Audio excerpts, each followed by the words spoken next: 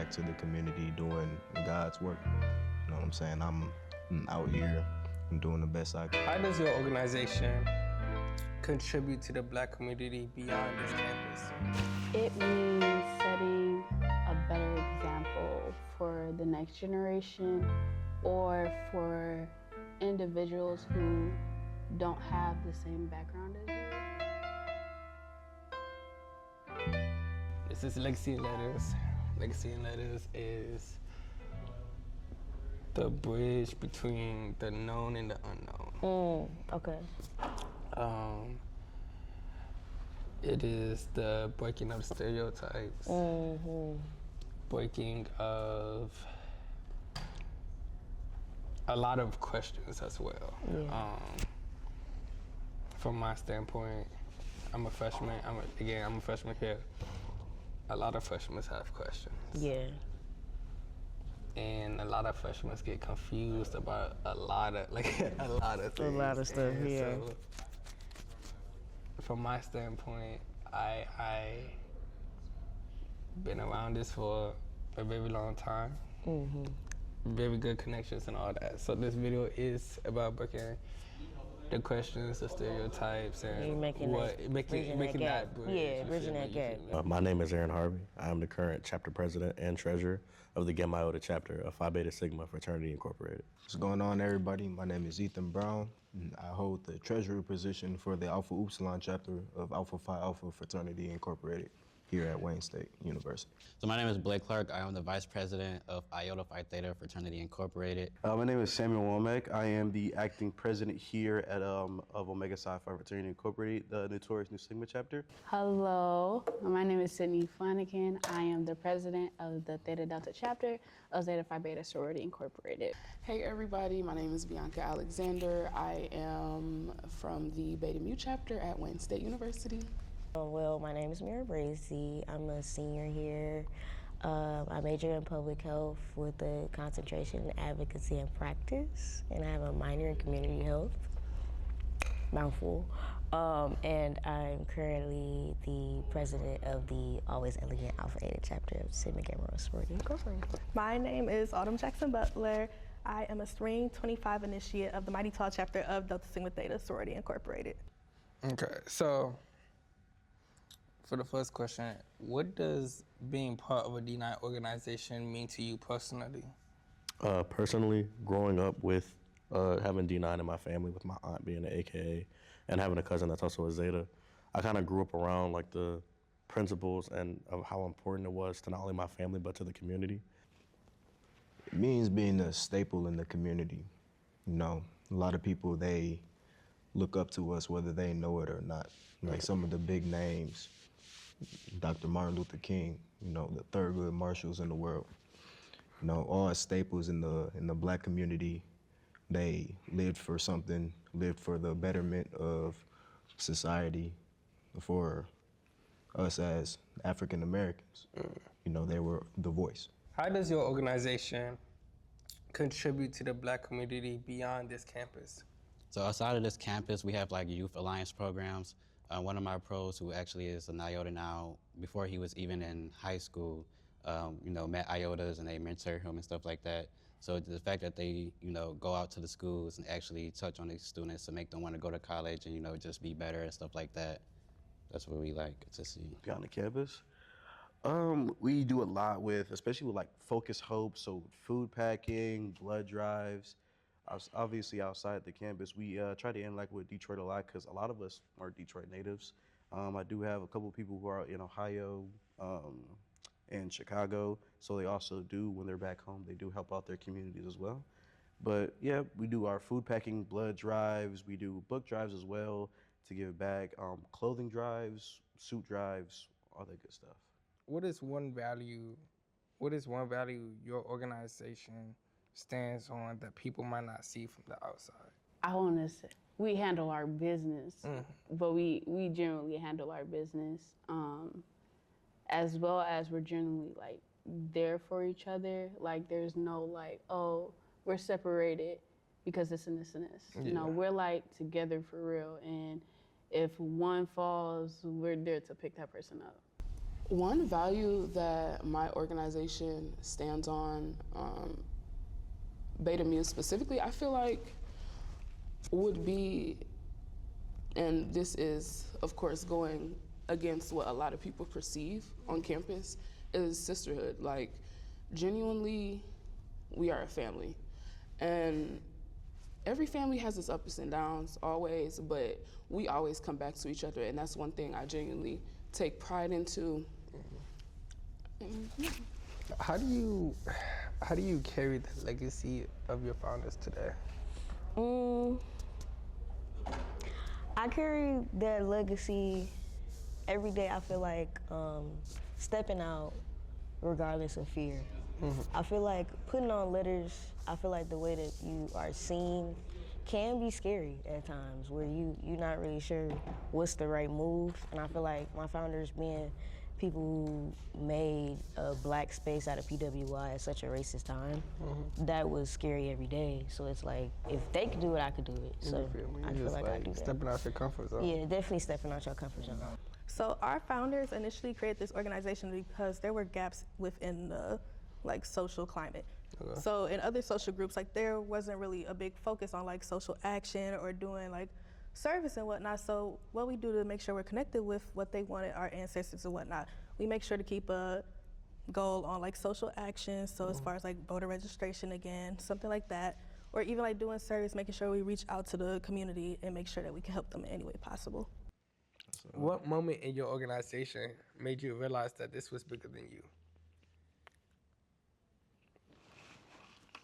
A moment in my organization that made me realize this was bigger than me. Community service.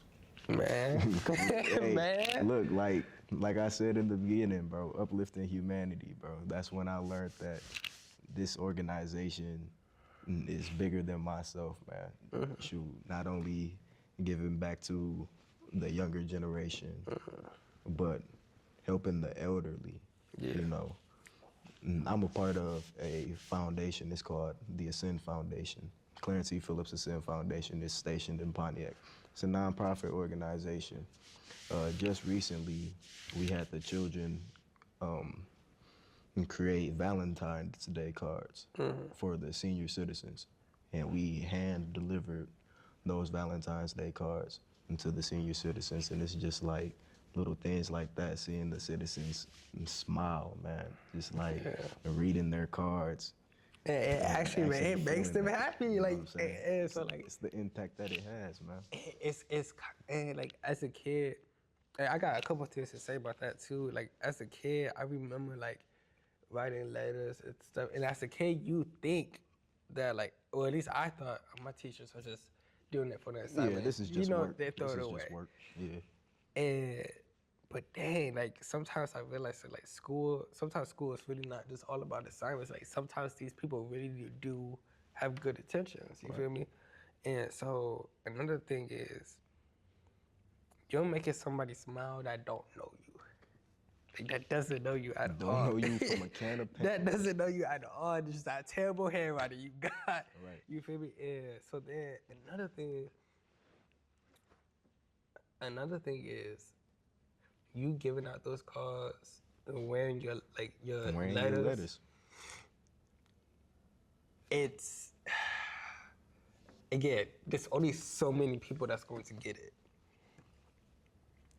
But you wearing your letters and saying, oh, I seen that letter before, I seen that symbol, I've seen those colors before. They remember that same feeling that you give them months ago, years ago. You feel me? It's just another version of you. They carry that with them. It carries them with them. You feel me? And you feel I see grandmama walking in her colors all the time, with her letters on all the time. I'm like, damn, grandma, you 60, you still rocking this, but But hey, look, once you in, bro, that stays with you forever. They can't take that away from you. Ooh, I think honestly, Black History Month overall is what made me realize, because a lot of people really don't know about it, especially being at the PWI.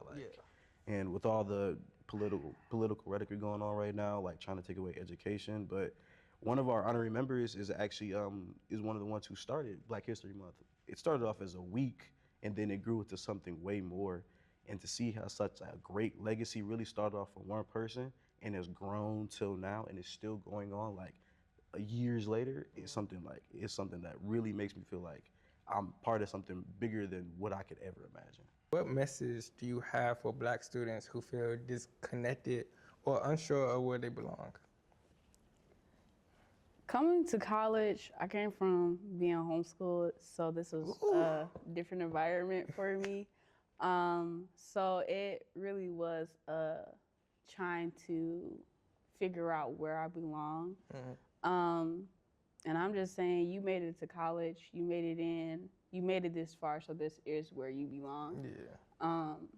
Don't let what other people say or how far other people get determine or say that, oh, since I didn't get that far, I don't belong here. Yeah. Everybody belongs here. Every shut door does not mean that you're not supposed to be there. So if it's an open door, take it. But if it's a shut door, that does not mean it's a setback. That means that's just not your time in that moment, but your time is to come. What message do you have for Black students who feel disconnected or unsure where they belong? I feel like for Black students, especially like at Wayne State particularly, since that is where I'm a student at, I feel like everybody feels like they don't belong until they find like a place where they belong. So like when I first got here, I didn't think I belonged. I was the only Black person in classes. I didn't know anybody on campus. I was living in a room alone on campus. And then like I just had to like branch out there. I was like, okay, I feel like I don't belong, but maybe these just aren't my people yet. And eventually you will find your people. So what do you want the next generation at Wayne State to know? I want them to know that it is serious, like especially with us being like Black coming up into like us getting into our career fields and like kind of the way America is shifting. Like this stuff is getting hard, but that's why it's kind of on us to be able to get into decent positions, to be able to reach back and help. But the younger generation has to also know how to accept the help and to kind of like meet us halfway. So it's kind of like a two-way street. But I do feel like the younger generation should know like to kind of come in on their P's and Q's. And from what I'm seeing, like they kind of are. You know what I mean? That's why I don't like the YN jokes and all the stuff. Like it'd be funny, but it's like no, it's really these guys are coming in and they're on their stuff for real. That's what I'm seeing at Wayne State campus. I'm not seeing nothing too crazy outside of whatever's like broadcasted big. I would say find your community. Knowing your community is the biggest thing you can do, being around your people, but also knowing your past, because the past do shapes the future. So that's one thing you need to make sure you always know like where you come from, and also have like morals and respect on not only yourself, but others and what you want to do in life. Right. Okay. That's all. Is there anything else you want to say? Anything else that I want to say? Yeah. I feel like this was something that us Greeks have been wanting to do. I feel like we do see like the confusion and like the gap. I feel like when we came in as Greeks, it kind of was the stuff that we didn't know. We kind of just got told word to mouth by people around that was on campus. And then them people graduated. So then it's like we was left and we never kind of like passed down that information. I think it kind of like, this discretion thing started to just be a thing where you just can't talk, period, about certain things.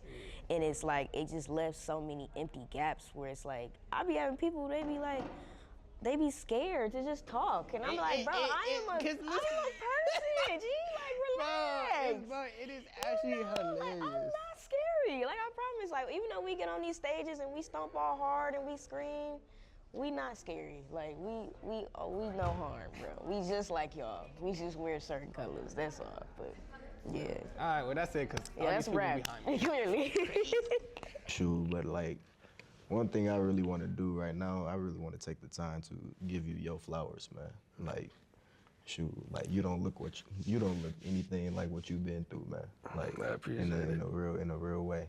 Like even just like hearing your story and hearing like our connections, our similarities, bro. Like man, that's real. I'm glad that you're here and I'm glad that you're doing what you're doing.